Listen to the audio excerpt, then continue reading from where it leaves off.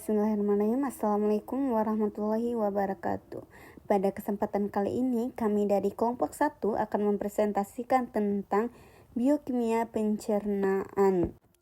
Adapun anggota yang akan mempresentasikan tentang biokimia pencernaan ini, yang pertama ada Nurul Mazdia, akhiran NIM 145, ada Nur Ilmi, akhiran NIM 057, ada Aisyah Irsan, akhiran NIM 103, ada Amalia Rizkyani, akhiran NIM 150, ada Akila Az-Zahra, akhiran NIM 146, ada Nazila Nindi Nurafika, akhiran NIM 148, ada Ziti Aulia Amnur, akhiran NIM 151, ada Amutiara Ainul Inaya, akhiran NIM 107, ada Muhammad Radi Aflah Hasri, akhiran NIM 018, dan yang terakhir ada Nazwa Putri Syahril dengan akhiran NIM 061. Nah, perlu kita ketahui bahwa biokimia pencernaan ini adalah ilmu yang mempelajari proses kimia yang terjadi ketika makanan itu masuk ke dalam saluran pencernaan hingga pada akhirnya menjadi zat gizi yang dapat diserap oleh tubuh. Nah, proses ini biasanya melibatkan kerja enzim, asam lambung, empedu, dan juga hormon pencernaan. Nah, karbohidrat itu biasanya dipecah menjadi glukosa, protein menjadi asam amino, sedangkan lemak itu akan dipecah menjadi asam lemak dan juga dan juga gliserol. Nah, setelah diserap, usus halus ini, zat gizi tersebut digunakan sebagai sumber energi, membangun jaringan tubuh, dan juga dapat mendukung berbagai fungsi pada organ tubuh kita. Nah, selanjutnya akan dijelaskan lagi oleh rekan-rekan saya sebagai berikut. Nah, selanjutnya adapun organ, jaringan atau sistem yang berperan dalam biokimia pencernaan. Yang pertama yang akan kita bahas adalah organ. Organ pertama adalah mulut. Di dalam mulut terjadi pencernaan mekanik melalui proses mengunyah. Selain itu, air liur mengandung enzim amilase saliva atau pitialin yang mulai memecah pati menjadi maltosa. Di mulut juga terbentuk bolus, yaitu gumpalan makanan yang siap ditelan menuju kerongkongan. Lalu selanjutnya adalah kelenjar ludah. Kelenjar ludah menghasilkan saliva yang mengandung air, mukus, bikarbonat, amilase, dan lisozim. Saliva ini berfungsi untuk melumasi makanan sehingga lebih mudah ditelan sekaligus memulai proses pencernaan karbohidrat. Organ berikutnya adalah esofagus atau kerongkongan. Nah, esofagus ini tidak menghasilkan enzim pencernaan, melainkan fungsinya hanya menyalurkan makanan menuju lambung melalui gerakan peristaltik. Kemudian makanan yang kita makan akan masuk ke lambung. Di lambung makanan diaduk hingga menjadi kimus. Lambung menghasilkan asam klorida atau HCl yang berfungsi untuk mengaktifkan pepsinogen menjadi pepsin. Enzim pepsin memecah protein menjadi peptida. Selain itu terdapat lipase lambung yang membantu mencerna sebagian lemak. Selanjutnya adalah hati. Hati menghasilkan empedu yang berfungsi untuk mengemulsikan lemak menjadi butiran yang lebih kecil sehingga lebih mudah dicerna oleh enzim lipase. Hati juga berperan dalam metabolisme karbohidrat, protein, dan lemak serta menyimpan glikogen, vitamin, dan mineral. Selanjutnya, empedu kemudian disimpan di kantung empedu. Saat makanan berlemak masuk ke dalam usus halus, kantung empedu akan melepaskan empedu ke duodenum untuk membantu proses pencernaan lemak. Lalu organ berikutnya adalah pankreas. Pankreas menghasilkan cairan pankreas yang mengandung berbagai enzim seperti amilase untuk mencerna karbohidrat, lipase untuk mencerna lemak, serta tripsin, kimotripsin, dan karboksipeptidase untuk mencerna protein. Nah, pankreas ini juga menghasilkan bikarbonat yang berfungsi untuk menetralkan asam dari lambung. Berikutnya adalah usus halus. Nah, usus halus ini merupakan tempat utama berlangsungnya pencernaan kimiawi dan penyerapan zat gizi. Enzim pada dinding usus seperti maltase, sukrase, laktase, dan peptidase mengubah hasil pencernaan yang menjadi molekul yang lebih kecil atau lebih sederhana menjadi glukosa, asam amino, dan komponen lemak yang kemudian diserap melalui fil usus. Dan organ yang terakhir adalah usus besar. Nah, fungsi utama dari usus besar itu sendiri adalah menyerap air dan elektrolit. Selain itu, bakteri usus membantu memfermentasi makanan serta menghasilkan vitamin K dan beberapa vitamin B sebelum akhirnya sisa makanan ini dibentuk menjadi feses. Nah, pembahasan selanjutnya adalah jaringan yang berperan dalam proses biokimia pencernaan. Selain organ, terdapat beberapa jaringan yang memiliki peran penting dalam proses pencernaan. Jaringan yang pertama adalah jaringan epitel. Nah, jaringan ini melapisi seluruh saluran pencernaan dan berfungsi dalam proses sekresi enzim, mukus, HCl, hormon, serta penyerapan zat gizi. Jaringan yang kedua adalah otot polos. Nah, otot polos ini menghasilkan gerakan peristaltik dan segmentasi yang membantu mendorong serta mencampurkan makanan dengan enzim pencernaan. Yang ketiga adalah jaringan ikat. Jaringan ikat berfungsi menopang organ pencernaan sekaligus menjadi tempat pembuluh darah, pembuluh limfa, saraf, dan kelenjar. Yang keempat adalah jaringan saraf. Nah, jaringan saraf, terutama saraf enterik, mengatur gerakan saluran cerna, sekresi enzim, serta aliran darah pada saluran pencernaan. Nah, jaringan yang terakhir adalah jaringan kelenjar. Nah, jaringan ini menghasilkan berbagai zat yang diperlukan selama proses pencernaan, seperti enzim, mukus, HCl, empedu, dan hormon. Selanjutnya akan dijelaskan oleh rekan kelompok saya. Terima kasih. Baik, pada slide ini dijelaskan proses biokimia yang terjadi di dalam tubuh. Proses biokimia adalah reaksi kimia dalam sel yang berfungsi menghasilkan energi, membentuk molekul, dan menjaga fungsi tubuh.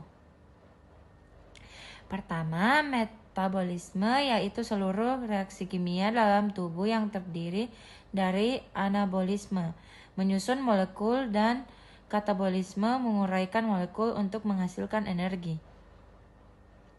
Kedua, respirasi sel, yaitu proses pengubahan glukosa yang menjadi energi dalam bentuk ATP. Ketiga, sintesis protein, yaitu pembentukan protein berdasarkan informasi genetik. Keempat, replikasi DNA, yaitu penggandaan DNA sebelum pembelahan sel. Kelima, fotosintesis, yaitu proses pembentukan glukosa dengan bantuan cahaya matahari yang juga menghasilkan oksigen. Dan yang terakhir itu fermentasi, yaitu proses untuk menghasilkan energi tanpa oksigen. Jadi, semua proses ini berperan penting dalam menghasilkan energi, membangun sel, dan menjaga fungsi tubuh. Pada kesempatan kali ini saya akan menjelaskan tentang komponen biokimia yang berperan dalam proses pencernaan terkait enzim, protein, antibodi, hormon, dan molekul penting. Semua komponen ini bekerja sama agar makanan yang kita konsumsi dapat diubah menjadi zat gizi yang siap diserap oleh tubuh. Nah, komponen yang pertama yaitu enzim pencernaan. Enzim adalah katalis biologis. Yaitu protein yang mempercepat reaksi kimia dalam tubuh tanpa ikut habis bereaksi. Beberapa enzim penting yaitu yang pertama ada amilase, diproduksi oleh kelenjar saliva dan pankreas, berfungsi mengubah apati menjadi maltosa. Selanjutnya pepsin, terdapat di lambung, berfungsi memecah protein menjadi peptida. Selanjutnya tripsin. Tripsin diproduksi di pankreas, melanjutkan pemecahan peptida menjadi asam amino. Yang terakhir itu lipase. Lipase ini juga diproduksi oleh pankreas, memecah trigliserida menjadi asam lemak dan gliserol. Kemudian yang kedua itu hormon pencernaan. Hormon berfungsi mengatur kerja organ-organ pencernaan. Contohnya itu dalam hormon itu terdapat gastrin. Gastrin ini merangsang lambung menghasilkan asam lambung. Kemudian sekretin merangsang pankreas menghasilkan bikarbonat untuk menetralkan asam. Kemudian kolesistokinin itu merangsang pelepasan enzim pankreas dan kontraksi kandung empedu agar pencernaan lemak lebih efektif. Jadi hormon berperan sebagai pengatur agar proses pencernaan berlangsung secara terkoordinasi. Kemudian yang ketiga itu ada antibodi. Antibodi utama pada saluran pencernaan adalah imunoglobin A atau LGA. Imunoglobin A terdapat pada mukosa usus dan berfungsi melindungi saluran cerna dari bakteri.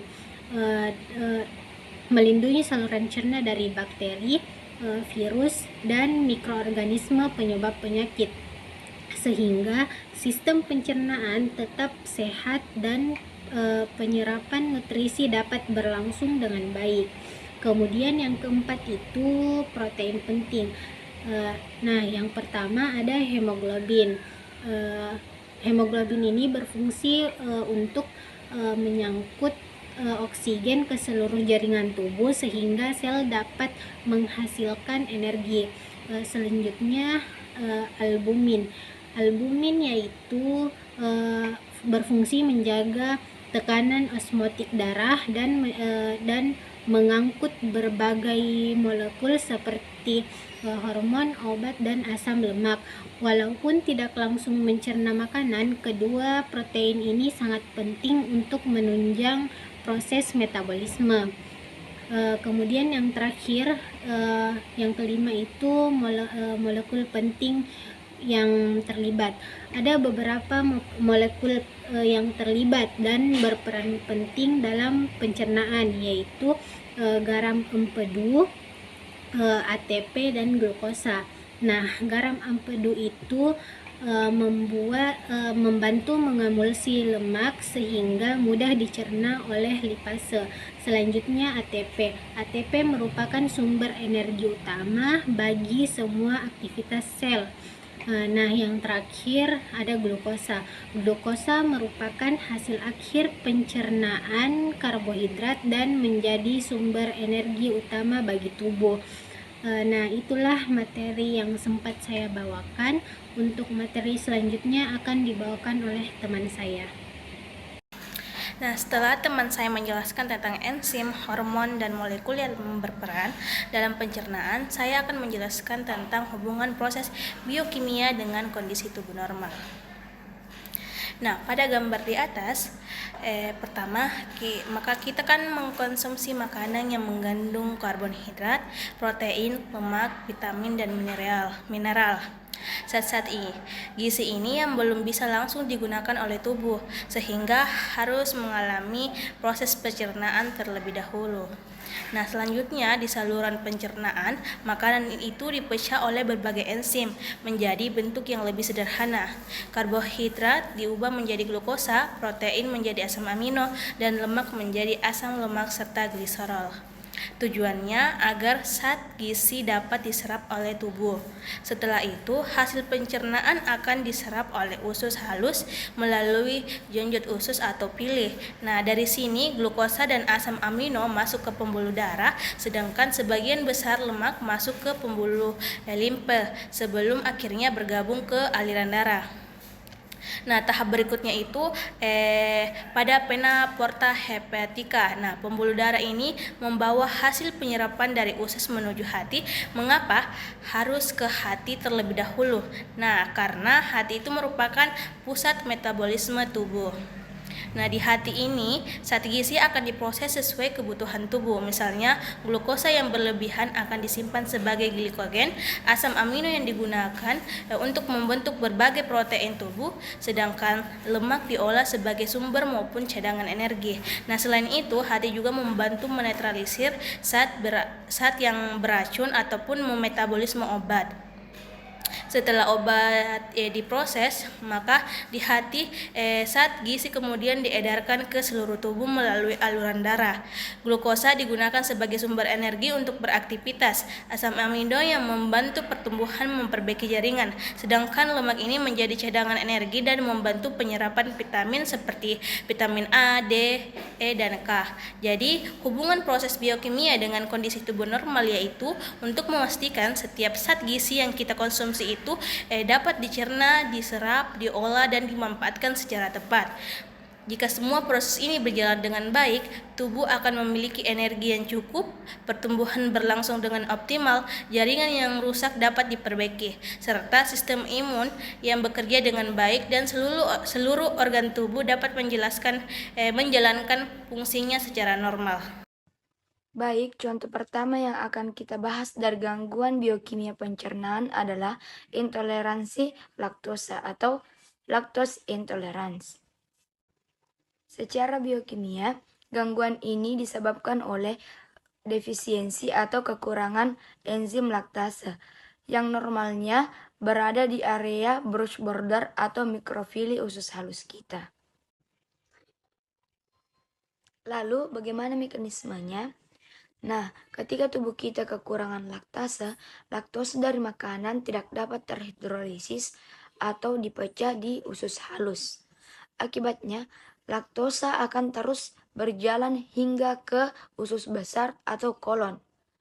Nah, di sana laktosa akan difermentasi oleh bakteri kolon menjadi gas karbon dioksida dan hidrogen, serta menghasilkan lemak rantai pendek.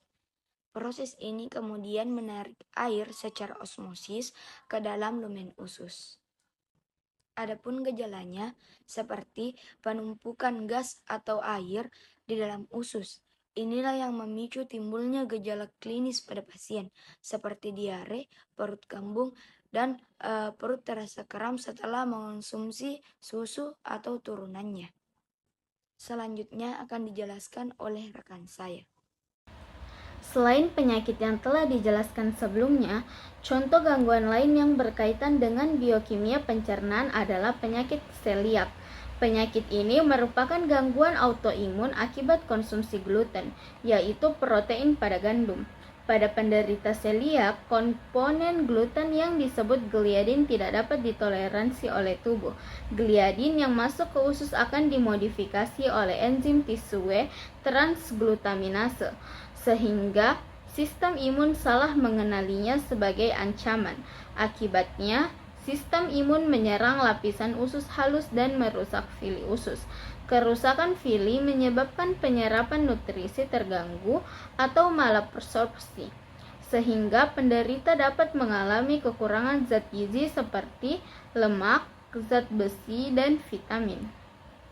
Baik, di sini saya akan membahas tentang analisis kasus sederhananya, yaitu contoh kasus sederhananya yaitu pada pasien seorang perempuan yang berusia 20 tahun yang sering mengalami perut kembung, sering buang air besar, dan diare setiap kali mengonsumsi susu atau makanan es krim. Keluhan ini biasanya muncul sekitar 30-60 menit setelah mengonsumsi makanan tersebut.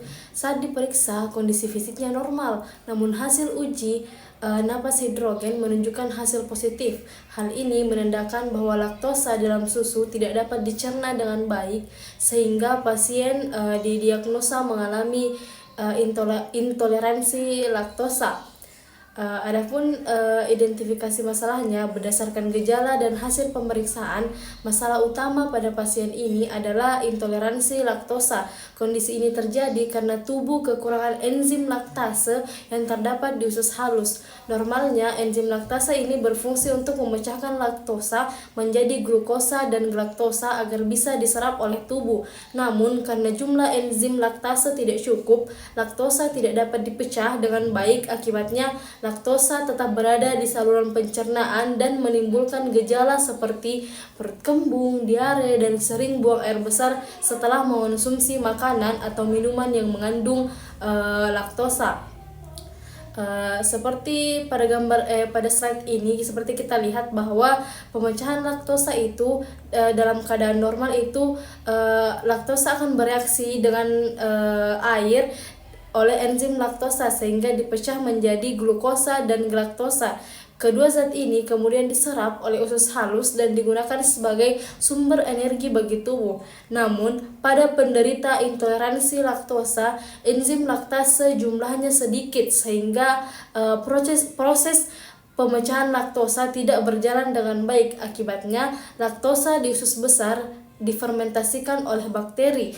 Proses ini menghasilkan gas hidrogen yang menyebabkan perut kembung serta menjadi alasan mengapa hasil uji napas hidrogen pada pasien ini menunjukkan hasil yang positif. Di sini saya akan melanjutkan materi dari teman saya, yaitu analisis kasus sederhana. Di sini yang saya akan bahas yaitu hubungan biokimia dengan gejala, mana laktosa yang tidak tercerna akan menarik air ke dalam usus melalui proses osmosis sehingga menyebabkan diare. Selain itu, laktosa difermentasi oleh bakteri usus menjadi gas hidrogen, karbon dioksida, dan metana yang menyebabkan perut kembung, bergas, dan nyeri. Hal ini juga menjelaskan mengapa uji napas hidrogen menunjukkan hasil positif, karena gas hidrogen hasil fermentasi diserap ke dalam darah dan dikeluarkan melalui paru-paru saat bernapas. Kemudian solusi atau penanganan yang dapat diberikan oleh pasien yaitu dengan cara mengurangi konsumsi makanan yang mengandung laktosa, memilih susu bebas laktosa, misalnya susu full cream, kemudian mengonsumsi suplemen enzim laktase sebelum meminum susu. Mungkin inilah materi yang sempat saya sampaikan. Materi selanjutnya akan dilanjutkan oleh teman saya. Sekian, terima kasih.